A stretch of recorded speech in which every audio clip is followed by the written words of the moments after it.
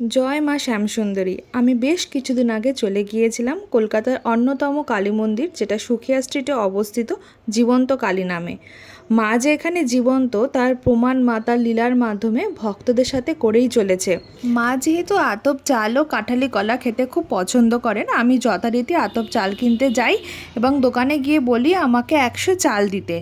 আর সেটা দাম পড়ে মাত্র 4 টাকা। সত্যি বলতে আমি আন্দাজ করতে পারিনি যে এতটাই অল্প হয়ে যাবে। তো আমার হাতে 10 টাকা ছিল, আমি দোকানদারকে বলি আমাকে 10 টাকারই চাল দিতে। এবং সেখানে যাই, গিয়ে দেখি মায়ের মন্দিরের সামনে ফুল, কলা, চাল সব বিক্রি হচ্ছিল। তো এক ভক্ত মায়ের জন্য চাল নিচ্ছিল। তো যিনি বিক্রেতা উনি বলছে মায়ের জন্য 250 চাল নিতে হয়। তো আমি তখন মনে মনে ভাবছি আমি তো 250 চাল নিইনি। তো হঠাৎ আমার মাথায় আসলো আমি তো 100 গ্রাম চাল যদি 4 টাকা হয়, তাহলে তো আমি 10 টাকারই চাল নিয়েছি।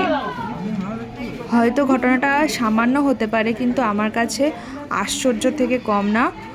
তো আবারও বলি, জয় মা শ্যামসুন্দরী।